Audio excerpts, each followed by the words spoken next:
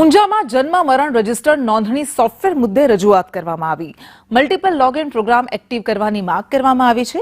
ઊંઝાના પૂર્વ નગરસેવક ભાવેશ પટેલે સીએમને લેખિત રજૂઆત કરી. શાળાના બાળકોને લિવિંગ સર્ટિફિકેટ અને આધાર કાર્ડમાં એક સમાન નામની સરકારની નીતિ છે. મુખ્યત્વે નવીન કોમ્પ્યુટર બારકોડ જનરેટ જન્મ દાખલામાં પૂર્ણ એક સમાન થકી આધાર કાર્ડમાં પૂર્વ નામ થઈ શકે છે. પાલિકામાં પણ વાલીઓની લાંબી કતારો લાગે છે અને મુશ્કેલી નિવારવા માટે આ રજૂઆત કરાઈ છે.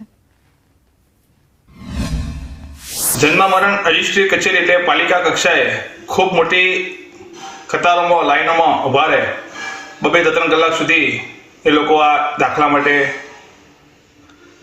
મુશ્કેલીનો સામનો કરતા હોય છે.